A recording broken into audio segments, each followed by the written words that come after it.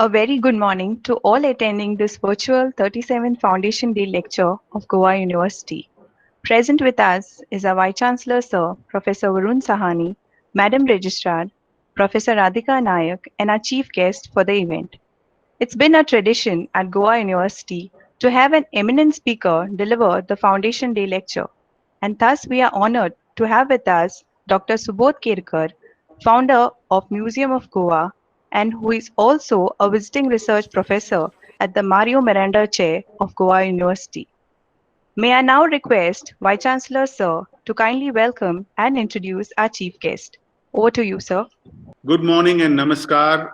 On this, the 37th Foundation Day of Goa University, I send on behalf of the entire university community our warm greetings to everybody associated with the university.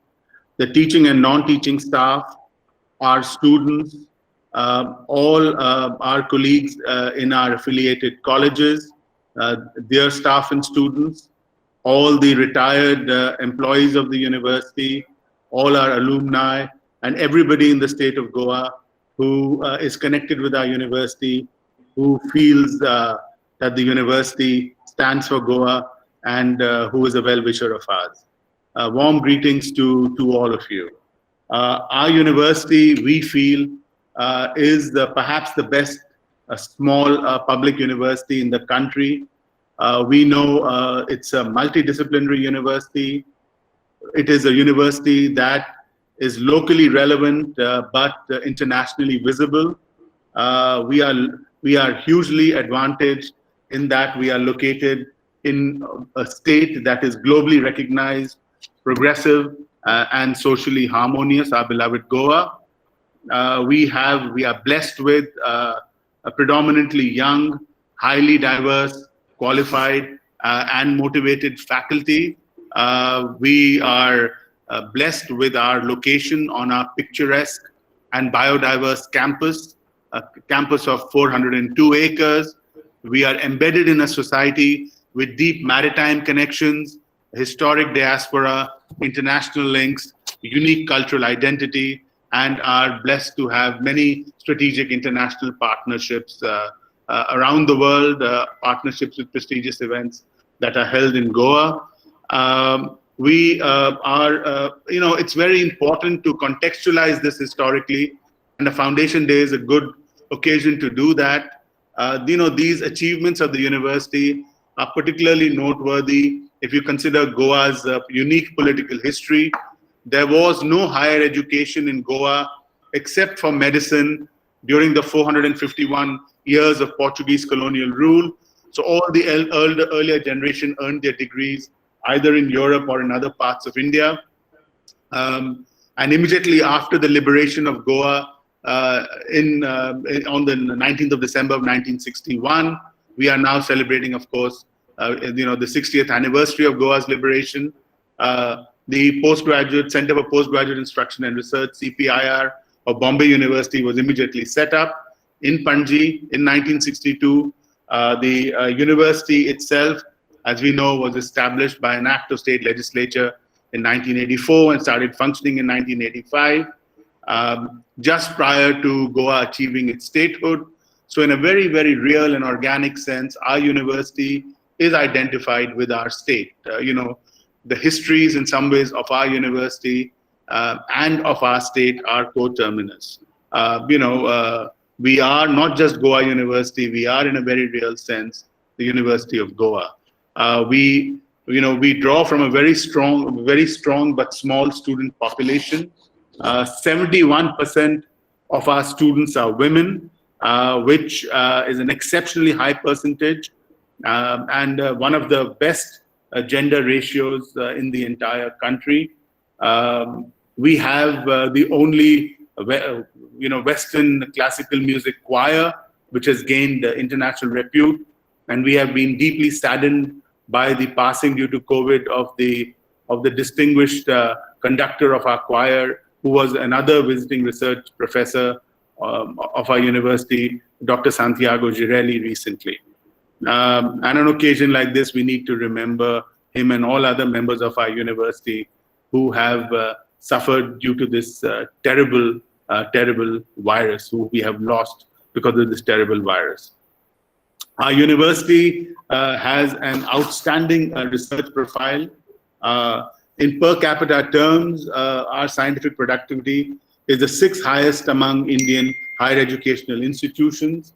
If you measure it in terms of top 25 Scopus publications as a ratio of all Scopus publications, we have an H index of 67, which is really one of the highest in the country, again in per capita terms. Since 2001, we have had over 1,600 research publications, and just over the last 5 years, the average annual publications of our faculty on a per capita basis, as per the Scopus database, has been 1.1. We have, of course, in recent years, sharpened our research foci by setting up 4 university laboratories in materials characterization, biocharacterization, data analytics and simulation, and multimedia and digital humanities. We have a very strong linguistic core in our 6 language departments, and we also, which are of course Konkani, Marathi, Hindi, English, French, and Portuguese. We also have proficiency programs currently running in the university in Spanish and Japanese. We publish the only research journal in Konkani in the world, and our faculty and research scholars have contributed significantly to the Konkani Wikipedia, etc. Many other achievements. I will not go on about this. Those of us who are in the university, I believe, have every reason to be proud of our university. And on an occasion like this, of course, we need to remember that. On our foundation day, we have had a long and glorious tradition of doing 2 things. One, we plant trees on our campus. This is an initiative taken by the non-teaching staff of the university. So today I got a bit late because I was involved in that tree plantation, and apologies to Dr. SUBODH KERKAR and all the other participants in this event that for the delayed start. But our other great tradition is to invite an intellectual, scientific, cultural or academic leader to give a talk that can sort of, in a way, inspire us, orient us, give us ideas about how to proceed. Just in the last 4 years, we have had the Commandant of the Naval War College, the Vice Chancellor of Jamia Millia Islamia and Kashmir University, the Director of BITS Pilani Goa campus, and the Director General of the Council for Scientific and Industrial Research of the Government of India as our distinguished chief guests on the foundation today. That's Foundation Day. And today, it is my deep honor and pleasure to welcome Dr. SUBODH KERKAR as our chief guest. Dr. SUBODH KERKAR is, of course, a cultural icon of Goa, extremely, extremely well known, not just in our state and across our country, but indeed globally. He is an installation and conceptual artist, really of global renown, but has versatility across a wide range, multiplicity of media. He is really, a totemic figure when you think about what we keep in telling our students to do, which is to pursue your passion. He is an exemplar of someone who has pursued his passion. By training, he is a medical doctor, a physician. He ran a successful hospital and his own private practice in Kalangoot for many years, then decided to move from there and open an art gallery that became one of the most famous art galleries in our country, and then decided to set up MOVE, the Museum of Goa, which is truly one of the most amazing visual art spaces in our country. As an artist, he is obviously an exemplar of creativity. But what I would like to point out that is not just his creativity, but his entrepreneurship. Because there are many, many creative people, but creative people are not necessarily entrepreneurial. And he is someone who is both a deeply creative person, but also an entrepreneur. And that, I think, is something that we should all learn from and take considerable inspiration from. I think he will agree with me when I say that he has 3 points of connect with our university. But that's the ones I can think of the top of my head. First of all, his MBBS degree. Secondly, of course, his beloved spouse, our esteemed colleague, Professor Sabita KERKAR, a professor of biotechnology at our university. Uh, and finally, of course, and most significantly, he holds the Mario Miranda Chair as a visiting research professor at our university. So far, his tenure as the Mario Miranda Chair has unfortunately coincided with this dreadful pandemic, global pandemic that we're all living through. Despite that, he has given a few lectures, and I therefore particularly felt that this would be a fitting occasion to request him to deliver our Foundation Day lecture. So welcome again, Dr. Subodh KERKAR, my dear friend Subodh. We will now turn this event over to you. You will be talking to us about art and education and how art makes us view things, everything around us differently. So over to you now. I'm going to stop talking. Welcome. Thank you very much, Varun. And it's really a great honor to be speaking on this occasion.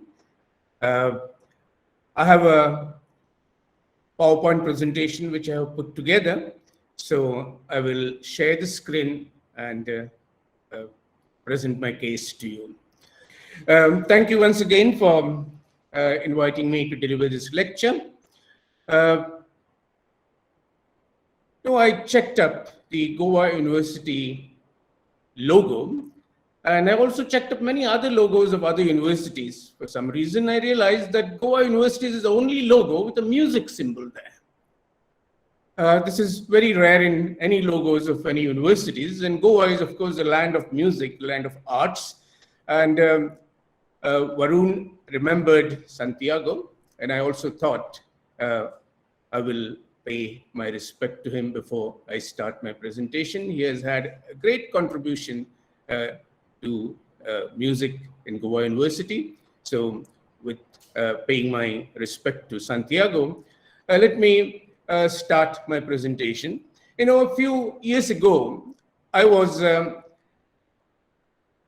invited to talk about career in arts in a career guidance program. And there are many other speakers talking about their own areas of expertise. And my daughter had just finished her 12th standard. And this program was basically for people who have finished their 12th standard exam. And I went to this career guidance program, made my presentation, and decided to listen to everybody else's presentation. And I must tell you that most speakers basically spoke about after 12th standard, if you take this profession, maybe you will earn this much money. If you go to dentistry, there's a very good scope and you can be very safe. If you go to dental technician's course, then even it is better.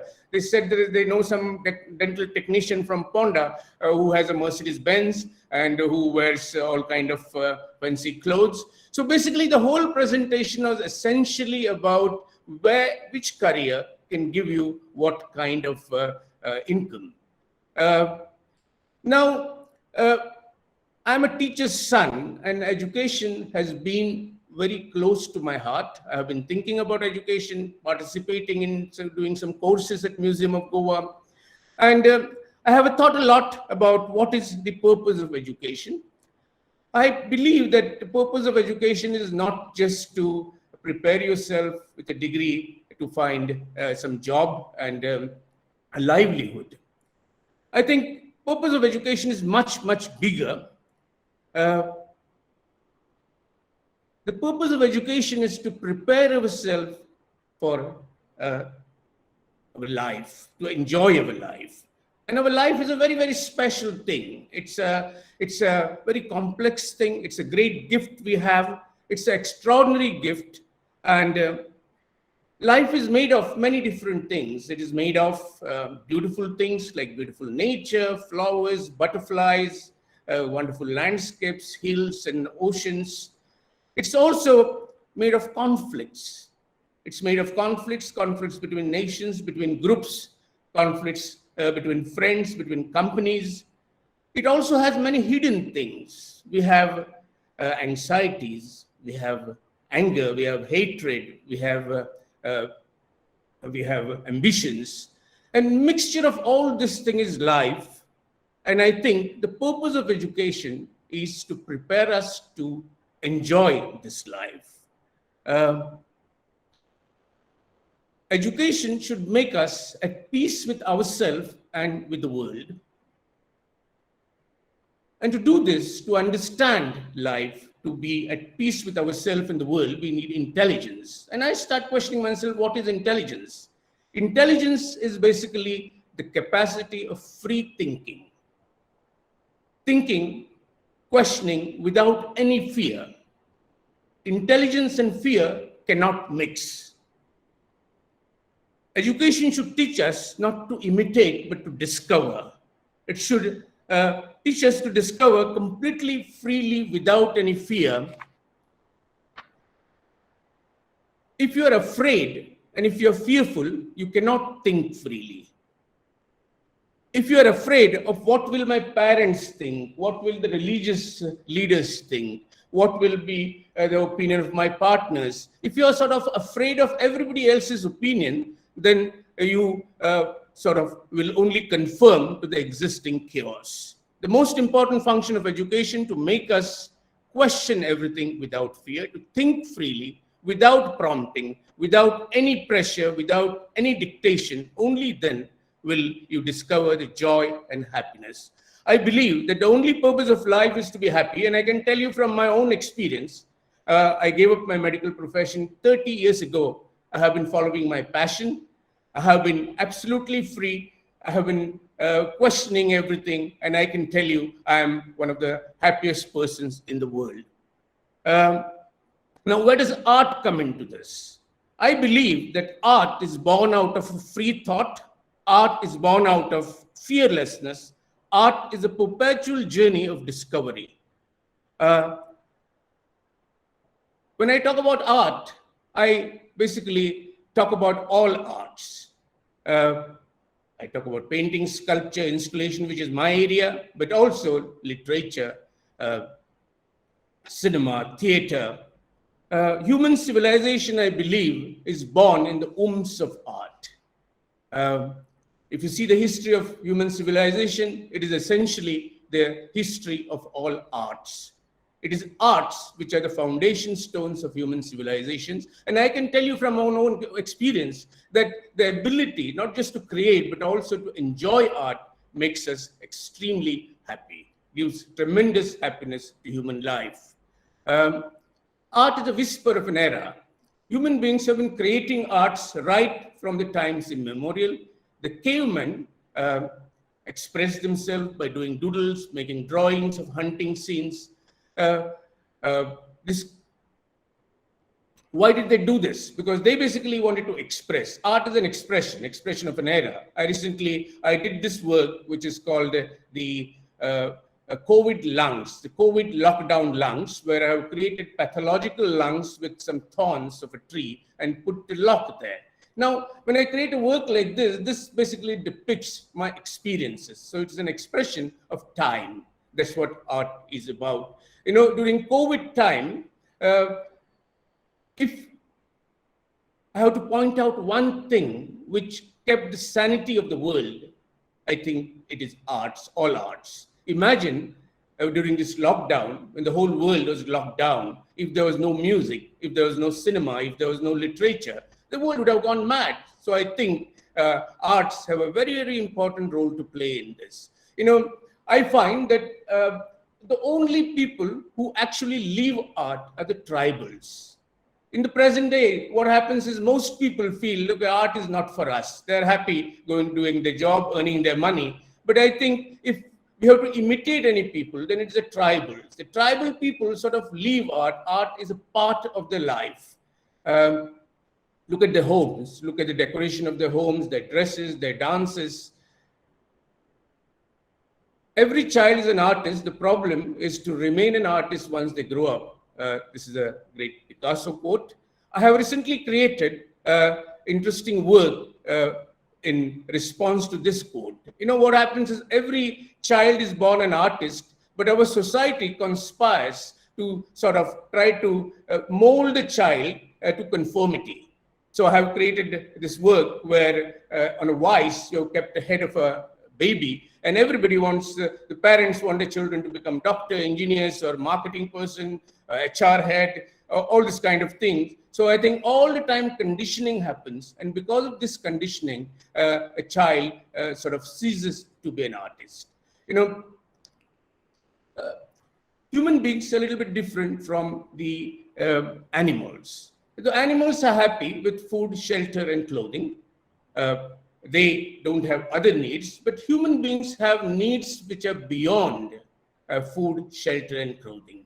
We are interested in memory, we are interested in history, we are interested in mortality, we are interested in eternity. For example, a dog is not interested about which dogs lived 100 years ago. The history of dogs is not of interest to a dog. Perhaps a dog will be only interested in the dogs around in his lane, on his road, or perhaps a good-looking beach on the other road.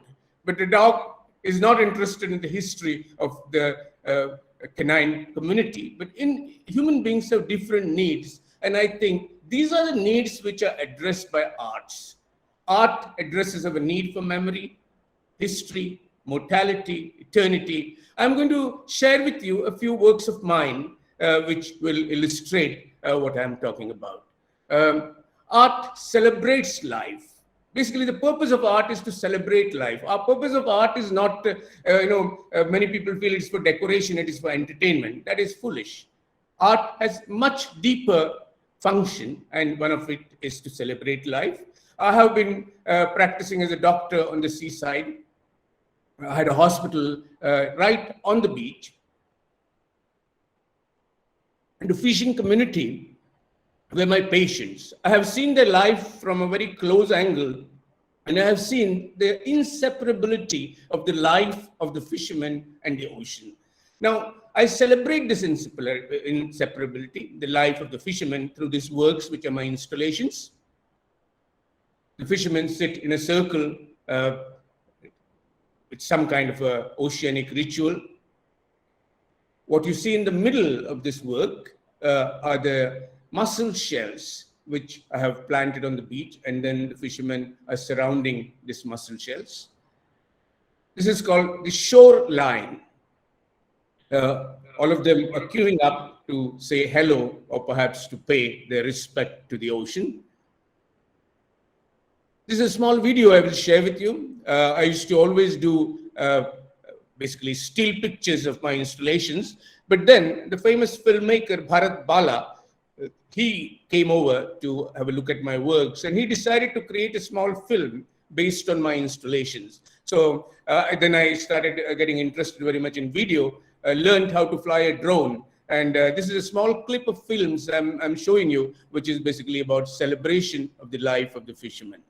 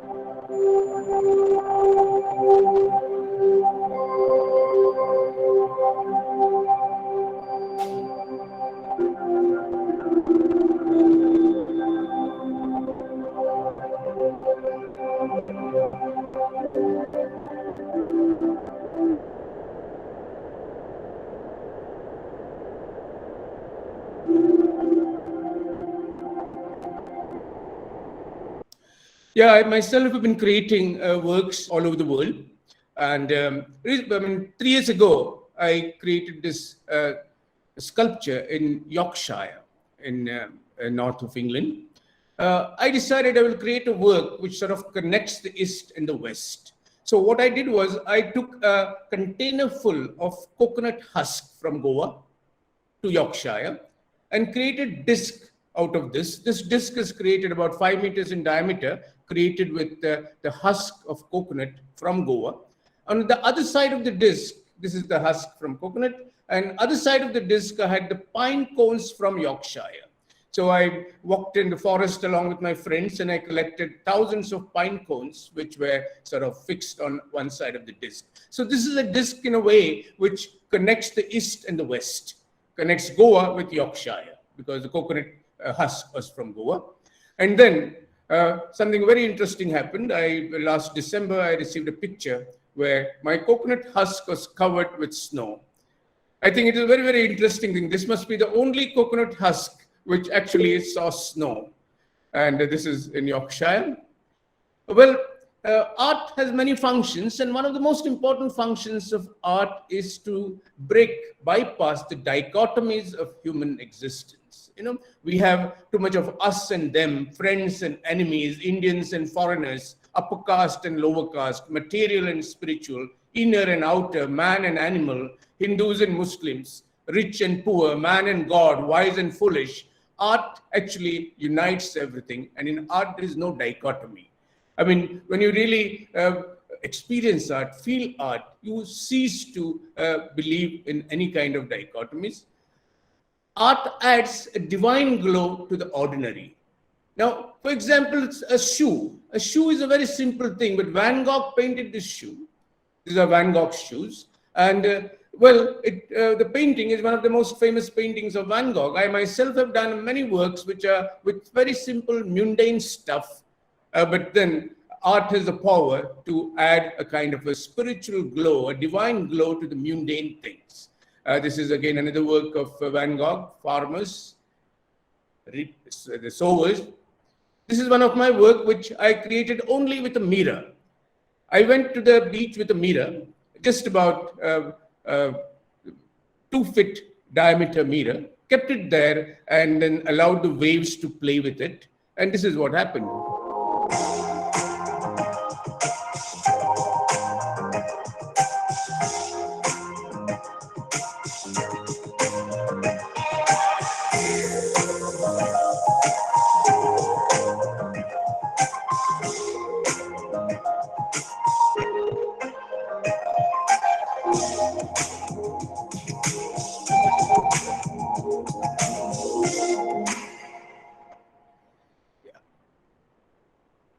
This is a simple gamela. Gamelas are this metal pots which are used for carrying bricks and for mixing cement. So I work with very mundane things. Now this is what I have done with the gamelas.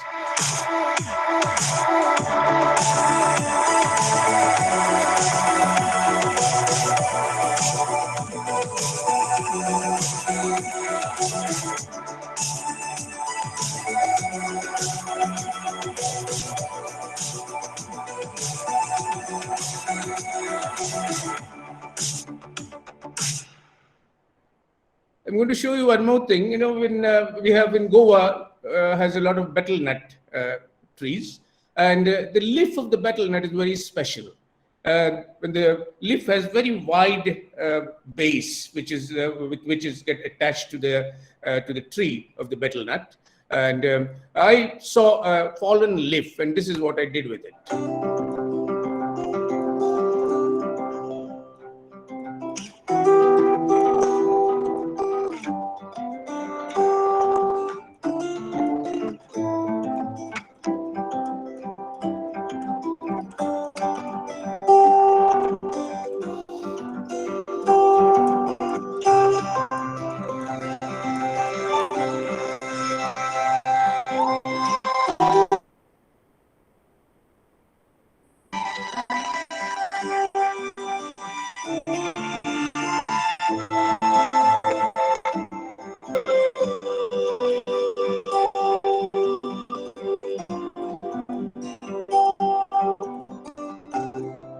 I feel that, well, I talked about art, which adds a spiritual glow to mundane things.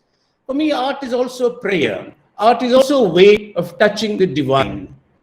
I mean, initially, when people practice art, it was actually as a prayer, it was a devotion to God. If you see a temple in Ellora, the carvers, the artists were doing this as a devotion.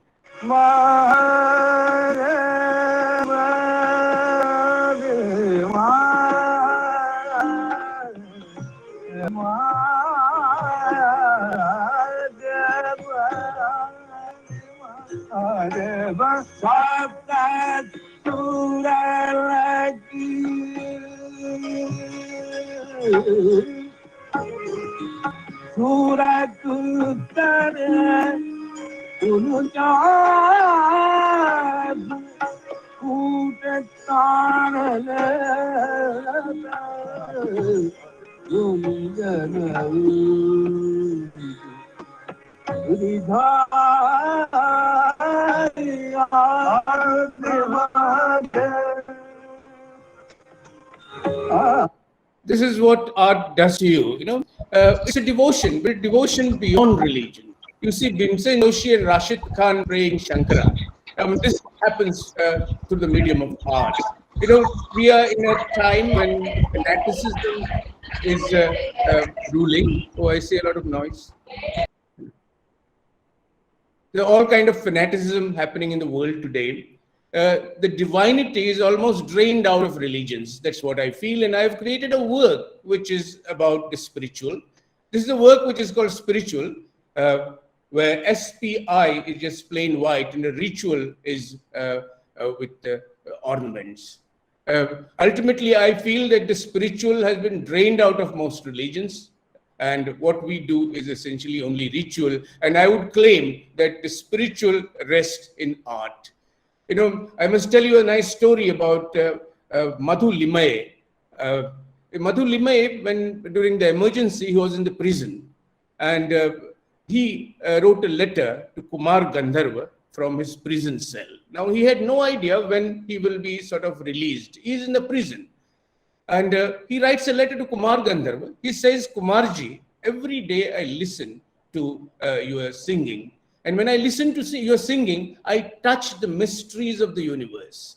Now, Madhu Limaye is in a prison. He is not even singing himself. He's only listening to Kumar Gandharvaji. And then, just through listening to Kumar Gandharvaji, he is able to touch the mysteries of the cosmos, the mysteries of the universe. And that is the power of art. Art is one way of touching the divine. Art is also teaches you plurality. Art teaches you to doubt. When you create a work of art, you do not tell the whole truth, only you tell the part of the truth. The part of the truth is added by the viewer. And there are many interpretations, and all interpretations are right.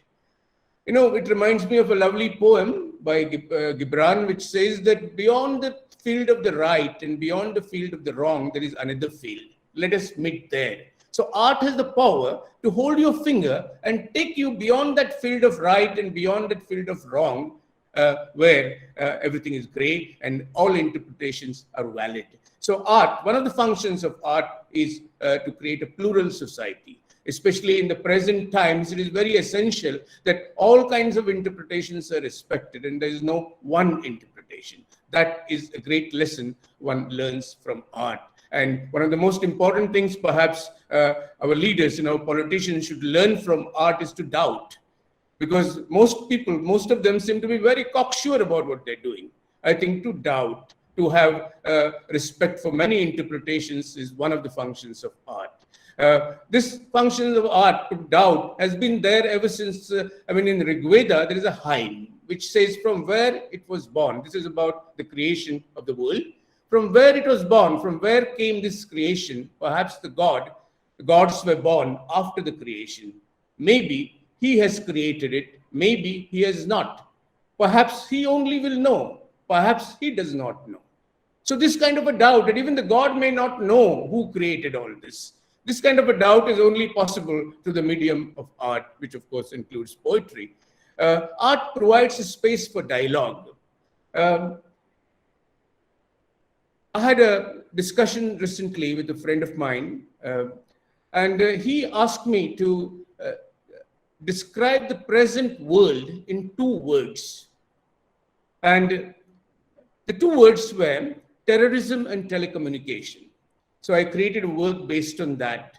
If you look at the word today, it is essentially about, it's a lot about terrorism and telecommunication. And if you examine very closely, we realize that the terrorism is a product of lack of communication between two groups, between two ideas, between two religions, between two nations.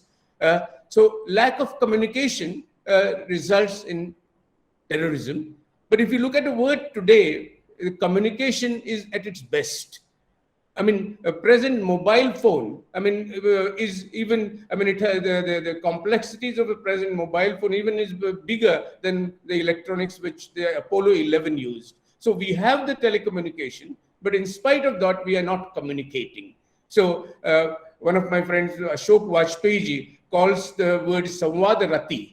We speak, but speak what? So present day is a world of terrorism and telecommunication. And I created this word where on Mumbai terror attacks, where I'm talking about this 10 donkeys, because a donkey can be conditioned. The terrorist is essentially a robot with a donkey's head. And we had a performance done on Morjim Beach with actors from Kala Academy. This was a work in response to the terror attacks. And I have created many other works on dialogues. Today seems to be an age of monologues. And I thought I will create something based on dialogue, and art provides a space for dialogue. This is a work again in Yorkshire where I have played on the word logs. So there's a communication happening and it's called dialogues. It's also covered with snow. Yeah, there have been many studies created where I mean, the art class is a class which a child enjoys the most. And in an art class, there's a possibility of dialogues between even warring sections. In America, there were some experiments done, especially in South America, where the black children and the white children, when they participated together in art class, in theater, in performances, I think that really solved a lot of conflicts. Another function of art is memory. So I have been basically telling you that art has many functions. Art is a function to connect with the divine, memory, history. So memory is an important function of art. And when my father passed away, I created an installation in his memory. I had about 500 pictures of my father, and I planted them in all the places we walked. I used to walk every day with my father, almost 2 hours, on the seaside, on the riverside, on the hills. So I decided to create an installation in his memory by installing his pictures in all the places we walked. Recently, I have created a very interesting work where I went to Mandvi in Gujarat. There are lots of dhows there. And I wanted to create a work in basically in response to the history of navigation, because India has a great history of navigation, maritime trade. And these are dhows which were crisscrossing the Indian Ocean, the Arabian Sea, going to the African coast and to Arabia. So I bought pieces of these dhows from Mandvi and converted those pieces into a work of art. When I use these pieces of an old dhow to create a work of art, basically I'm using memory as a medium for sculpture. So a lot of works have been done using old material. I have also created works with old boats. I carried boats from Goa, fishing boats from Goa to Dubai in an installation which again celebrates the memory of navigation, maritime trade between the two countries. This is another favorite work of mine, which is about memory. When the Portuguese arrived in Goa, in 1510, they came with a very specific objective of controlling the trade and also converting people to Christianity. So they demolished a lot of temples and kept a record of all these demolitions. Many of you will be surprised why all the temples in Goa are only in Ponda. Because Mangeshi, Ramnathi, everything is in Ponda. And why so? That's because the old conquest did not have Ponda. The Portuguese only controlled Tiswadi, Bardes, and Salsette. And when they demolished the temples, the deities were carried through the two rivers, Mandavi and Zuari, to where they meet. And they meet at Kumbharzua, which is in Ponda, and new temples were established. And even today, when the festivities of the gods happen in these temples, the first honor to carry the palanquin of God goes to the boat builders of Adpai village. And they don't just carry the palanquin, they rock it like a boat in memory of the flight of gods 500 years ago. So in response to this story, I created this work. In Bible, there is a story of Noah's Ark, where God intervenes to save mankind. Here, man intervened to save gods. So this is my work, which is called Goa's Ark, and it has a very interesting video.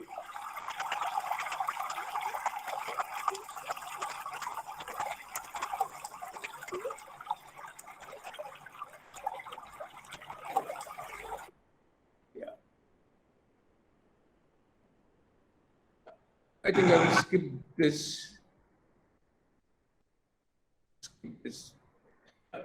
Well, another function of art is to sort of make us comfortable with our mortality. This is a very beautiful poem, which a poem can sort of make us shake hands with our mortality. It's again, I think, by Gibran. It says, "Only when I drink from the lake of silence, I shall begin to sing. Only when I have reached the top of the mountain, I shall really begin to climb. And when my limbs are consumed by earth, I shall truly begin to dance." Eternity is another function of art. And it is through art that people would like to sort of become to achieve eternity. This is a very famous picture by one of the Bengal school artists, I think Abindranath, where Shah Jahan is looking at the Taj Mahal. He's on his deathbed. And there's a poem written by Tagore in response to this story of Shah Jahan. And it's one of my favorite poems of Tagore. He says, "Oh Shah Jahan, you allowed your empire to perish," because Shah Jahan lost his empire, "but your wish was to make imperishable a teardrop of love. Time has no pity for human art. Time has no pity for human heart. It laughs at our struggle to remember. But you, Shah Jahan, you allured time with beauty, made him captive, and crowned the formless death with fadeless form. Empires pass by, centuries are reduced to dust, but the night still sighs to the sky, I remember." So one of the functions of art is to remember to... many times I am asked, when you create all these works, will your works be remembered? Will they be immortal? I think I would like to end with this lovely poem again by Tagore. "When death knocks on my door and says your time has come, I shall tell death I never lived in time, I lived in love. And when death asks me, will your sculptures be remembered forever, I shall say I do not know. But when I created them, I felt eternity." So the act of creation, act of creating art is actually makes you feel eternal. There's not much time, so I will not talk about art and science. All that I want to basically share with you is art education will make you more humane.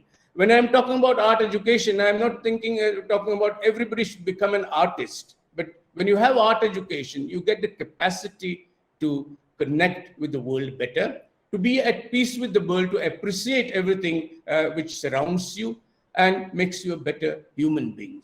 And then you can become a doctor, you can become an engineer, you can become, take any profession, but then you will be a better doctor, you'll be a better lawyer. So art has a huge capacity to humanize us. That's because human civilization itself is born in art. Thank you very much. Thank you so much for that, Dr. KERKAR. Absolutely wonderful. I will turn it over to the organizers now to take us forward in this function, please. Thank you very much, sir, for that enlightening expression on art. I request our registrar to kindly propose the words of thanks. A very good afternoon to our esteemed chief guest, Dr. SUBODH KERKAR, to the Vice Chancellor, Professor Varun Sahani, to all my colleagues on the faculty in Goa University, to the administrative staff, support staff, to principals of affiliated colleges, and all other stakeholders who have joined us on this momentous occasion of the 37th Foundation Day of Goa University. It is indeed always a pleasure to listen to Dr. SUBODH KERKAR. I have always admired him for having the courage to follow his passion, as was mentioned by our Vice Chancellor. Here was a person who was qualified in medicine and left it all to pick up the paintbrush, to take up sculpture, and to express himself fearlessly, following the free thought that he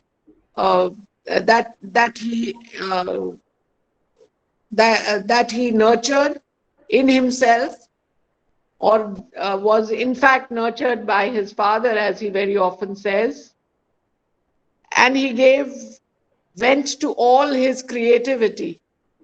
And we have seen for ourselves today how art can give a spiritual glow, as he says, to the most mundane of things. Who would have thought that a gamela can be turned into a masterpiece?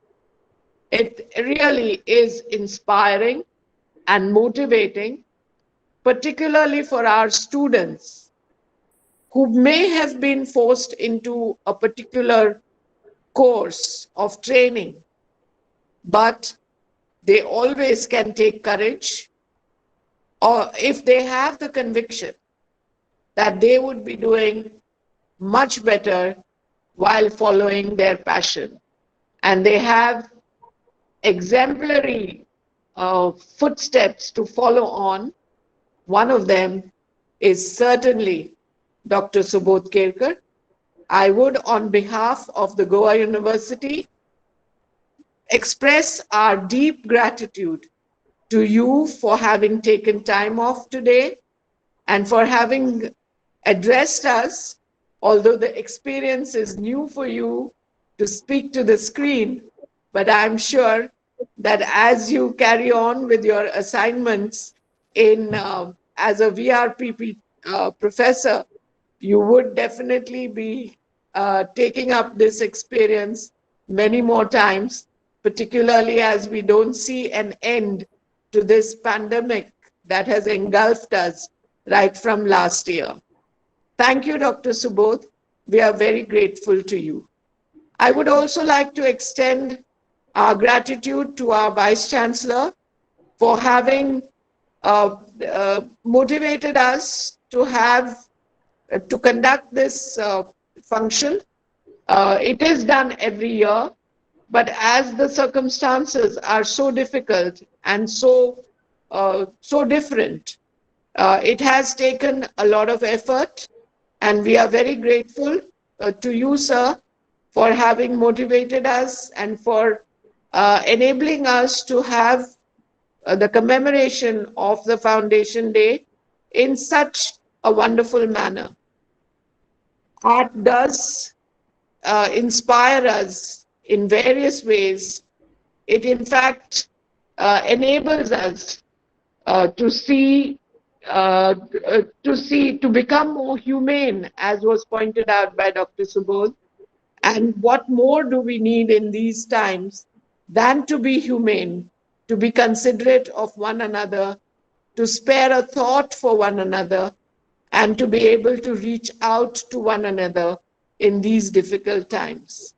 Thank you, Vice Chancellor, sir, for also leading the university in such a magnificent manner, for taking the university to a completely different level, for having brought in so many initiatives over the past few years.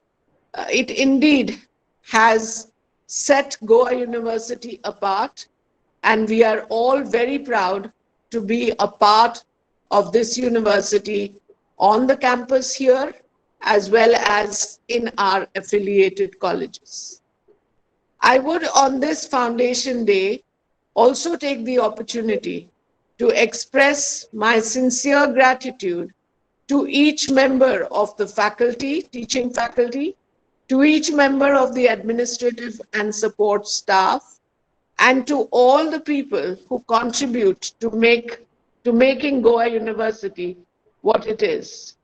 It is the only university of the state, funded by the state, doing exemplary work, making its mark particularly in scientific research, and we are all proud that the university is progressing in leaps and bounds, not only in the physical infrastructure that is coming up around us, but also in the intellectual capabilities that are being nurtured on the campus and the intellectual capital that is building up in the Goa University. Once again, I would like to express my sincere thanks to each and every person who has made this commemoration of the Foundation Day a memorable occasion. I would like to particularly mention the Director of Student Welfare, the DSW, and all the people who assisted him in ensuring that we had a good function here today. Once again, greetings to each one of the 37th Foundation Day. Thank you for your time.